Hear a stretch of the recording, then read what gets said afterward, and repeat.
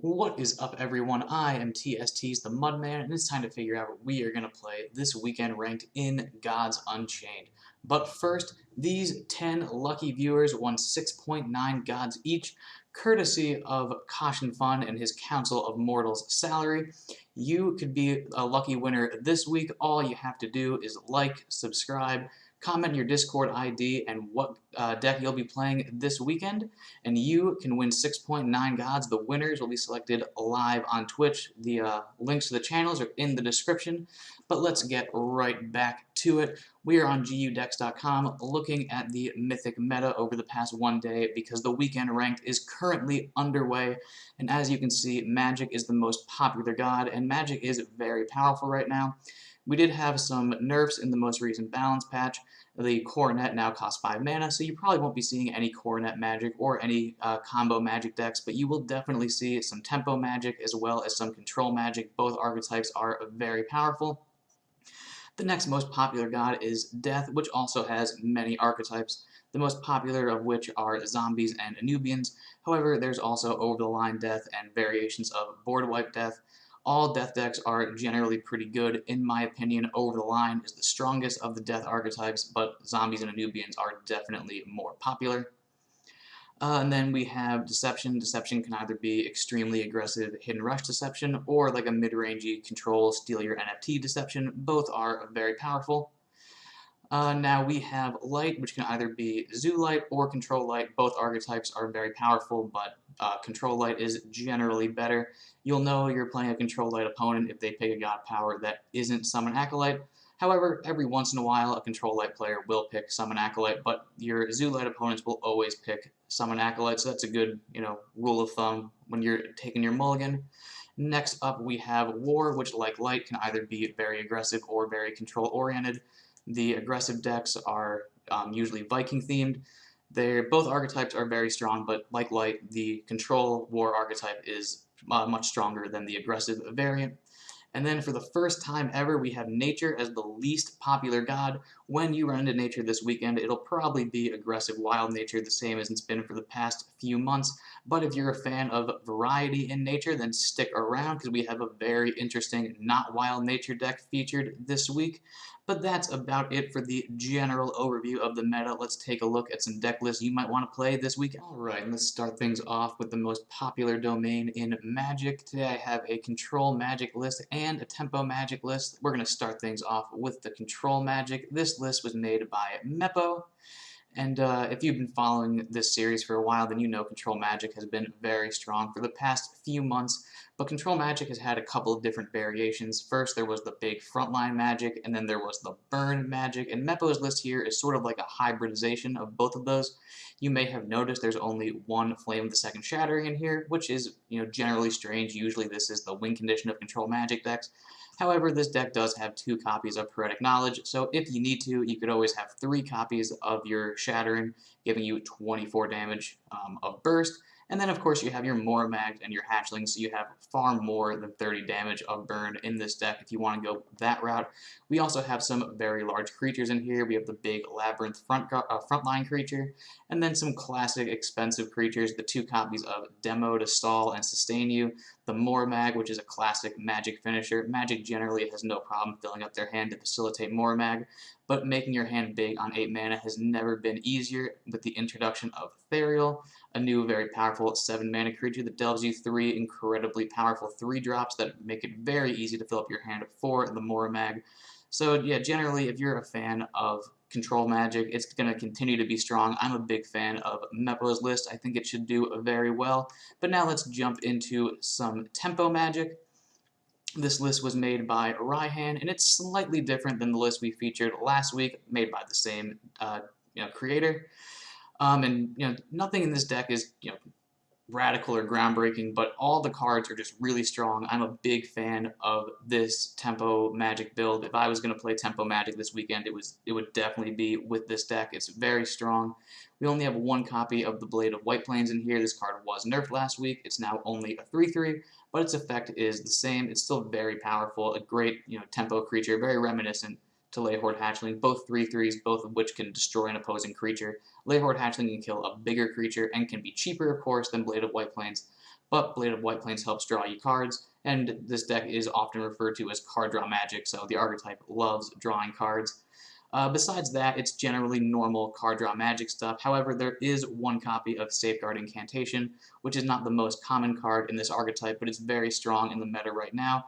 As you saw in the beginning of the video, Magic is the most popular domain, and Safeguard Incantation is great against both Tempo Magic and Control Magic. Great against Control Magic to block, 8 damage from one of their second Shatterings, or just good, to play right at the end of the game against another Tempo Magic deck to play around their big burst. All in all, I think it's a really great tech card for the meta right now. I'm a big fan of Tempo Magic. It's been performing very well for the past couple of weeks, and like I just said, I think Ryan's list here is perfect. So if you like Tempo Magic, I think this list will do excellently this weekend. Okay, next up we have Over the Line Death. This list was made by Skateboards, and it is currently the best performing death deck of the weekend ranked. We've been talking about Over the Line Death for the past couple of weeks. It's a very strong archetype, so I'm not going to go over its general strategy again. If you've been playing Gods Unchained at Mythic rank for any amount of time, you've certainly encountered this archetype. And I think it's very powerful. It's extremely threatening at 5 mana plus. And if this weekend control decks are very prevalent, and this archetype is very good at milling opponents, with cards like Sulfuric Rain, with Burrowing Scarabs, with V-Rocks, and then reactivating those Afterlives with Canopic Hoarder. And control decks tend to have very large hands and have a hard time dumping their hands, so milling opponents is very powerful this weekend. And then just besides that, this is a deck that's capable of dealing 30 damage out of nowhere from hand. So it's a very powerful archetype, definitely the most difficult of the death archetypes to play, but if you are well versed in the over-the-line deck, then you should be doing very well this weekend. And Skateboard's deck here is, some very standard over-the-line death. It should do very well this weekend. Alright, now we have Aggro Deception. This list was made by 3 question marks. And it's a fairly normal Aggro Deception list with one moderate difference. It has a bit of a chunkier top end than your average Hidden Rush Deception decks. Usually there's one 5-mana creature, or 2 copies of one 5-mana creature, and it's usually a Sneaky Bruiser. This deck list has 2 Blades of White Plains because they're just good, and 2 Reflection Elementalists. I'm a big fan of both of these 5-drops. The Blade, for obvious reasons. It's a creature, it destroys a creature, it draws cards. That's 3 things for just 1 card. It has to be good. And then Reflection Elementalist, making a tiny creature a 3/4 with Ward, and then getting a bonus 3/4 with Ward is very powerful against Magic right now. So I'm a big fan of both of these cards. You also may have noticed that there's a single copy of Rapture Dance in here in case the board gets out of hand. Personally, I'm not a huge fan of Rapture Dance in the current meta. There are definitely some aggro decks floating around, but there's more control decks than normal. So this could be a dead card very often. Then, of course, we have some reload power in Pietro. We have some big board buffs and Arms Dealer. All Aggro Deception decks have cards like Assassin's Aim and Dark Knives, but not all of them have Arms Dealer, another great AoE board buff, although it is slower than your average buff cards. There's also a copy of Surprise Delivery in here. Last week, I was a big fan of Surprise Delivery because of the way it plays around Coronet Magic. However, like I said in the beginning of this video, Coronet was nerfed, so you're probably not going to see any Coronet Magic. Surprise Delivery is also very good against Over-the-Line Death to clog up their board state so they can't fill it up with 6 attack creatures and 4 attack creatures, but that's also not the most prevalent archetype. So I'm not a huge fan of the Surprise Delivery in this list. That being said, it is of course just 6 burst damage, and you are an aggro deck, so it's not the worst thing in the world. But all in all, Aggro Deception has been very powerful for the past couple of weeks. There aren't that many aggro decks floating around, so you might be able to just sweep underneath all of your control opponents. So if you want to do your weekend run speed run style, this could be a great list for you. Alright, now we have Control Light. This list was made by M7SN, and this is a very standard Control Light list. Control Light is very powerful, but there is one card in particular that I would like to talk about. Light's Verdict brought in a lot of powerful new cards. All of the Control Light players have been experimenting with Martyrs of White Plains as well as Blades of White Plains, 2 obviously very powerful cards. But I haven't seen a lot of Control Light decks running Ethereal, and I am a huge fan of it for this archetype. Cards like Lips Are Sealed, or just any order card, make it very easy to turn off your opponent's board for multiple turns, so it's easy for you to play an extremely low-tempo creature like Ethereal.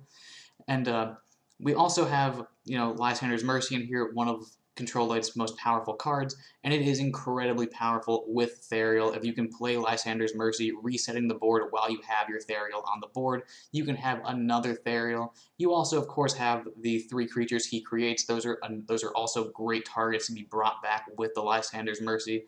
The creatures he creates are also outstanding to bring back with cards like Inescapable Duty. All in all, I think Ethereal just fits in perfectly with the Control Light archetype. Control Light has been very powerful for many, many weeks now, and this is just icing on the cake. So if you're a fan of these slow, grindy Control Light, games, I highly recommend throwing Ethereal in that list. If you have it, I think it should do very well this weekend ranked. Alright, next up we have Control War. This deck was made by the Sambam, and Control War is an extremely powerful archetype in the meta currently. We have a multitude of early game blitz creatures capable of destroying just any, aggressive zoo-style deck. We have a multitude of healing with our Demogorgons, our Hector, Prince of Troy, and even our Avatar, so you can keep your health total high to deal with all of the burn spells from either control or tempo magic. And then there is just an immense amount of high threat creatures as well as value creatures for any control matchup. You have Ethereal to fill your hand up with amazing creatures. You have those aforementioned Avatars of War as well as Hectors to just deal lots of damage as well as heal you. And of course, Sambam has packed all the most important keywords in this deck, so of course the Hector can have Blitz, Twin Strike, Protected, and Leech, capable of destroying 2 creatures and healing you for as much as 12 in just one turn. An incredibly powerful card. Then we have, other things. There's like an End to War. This card's just completely broken. For 3 mana, you can obliterate any creature that has, 1 or less armor. Super strong. We have some excellent AoE board clears with Carnage Sweep as well as Soul Survivor. And when you talk about Soul Survivor and Carnage Sweep, you have to bring up a Leviathan Hunter because it synergizes so well with both of those cards. On 5 mana with a Pip, you can play Leviathan Hunter and Carnage Sweep to clear any board. On 6 mana with a Pip, you can play Leviathan Hunter and Soul Survivor to clear most boards. It's just a very powerful archetype, and this deck is good against most everything on the ladder right now. So if you have the collection to make Control War, I highly recommend it. And if you have the time to play all the games, because the Control War matchups are definitely not fast, I definitely recommend this deck. It should do very well this weekend ranked event. Alright, and the final domain to discuss is Nature. This list was made by Double Question Mark, and this isn't your grandpa's wild nature list. This is a classic mid-range deck, very reminiscent to the Genesis era nature decks. And we just have strong creatures all throughout the curve. The obvious good ones like Marshwalker, Black Jaguar, Finian, Underbrush Boar. Some good value generators in Celestial Stag, as well as a Veil Warden Minotaur. We have Avatar of Nature in here. Not only is he just a high threat creature, but with all the magic floating around, the walking plants he generates are very powerful. Healing is very good in the meta currently. Veil Warden also, of course, heals you, but he's mainly here for that powerful 7-mana creature he generates for you. And as we get into the higher slots in the mana curve, we have some very high impact cards. There's 2 copies of the Hunt. This card is very obvious. It's simply a 6-mana board clear, but it is a very effective 6-mana board clear. And then we have 2 copies of Ashen Drake Blast from the Past card. This card is not only a 6/5, but it also deals 4 damage spread amongst your opponent's board and potentially 4 damage to your opponent's face. So it can do some burst damage or control the board a little bit. A very powerful 7-mana card, very high impact. And then we have the Gorilla Gardener on the top end. This is a card that's only ever seen Fringe play.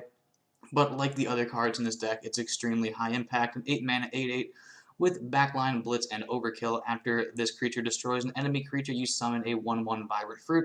Because of its Overkill, it can potentially destroy many creatures in one turn, generating you many Vibrant Fruits, which can either generate you some favor or just buff one of your creatures up to, gargantuan proportions so you can destroy your opponent. Let's see, we also have a pretty fair amount of relic removal in this deck. 1 copy of Swordbreaker Sage, which of course has Echo, so it's really 2 copies. And then we have Spark Basilisk, which is great for relic removal and can wake a creature up in a pinch.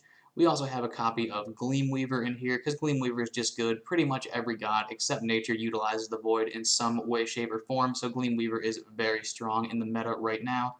It just generally, this is just a strong mid-range deck. You're probably going to be playing, just on curve the entire game. And, if you can draw your deck well and, curve out 1, 2, 3, 4, 5, all the way up to 8, you should do fairly well. The creator of this deck has played 30 games with an 80% win rate, so this list can definitely hang.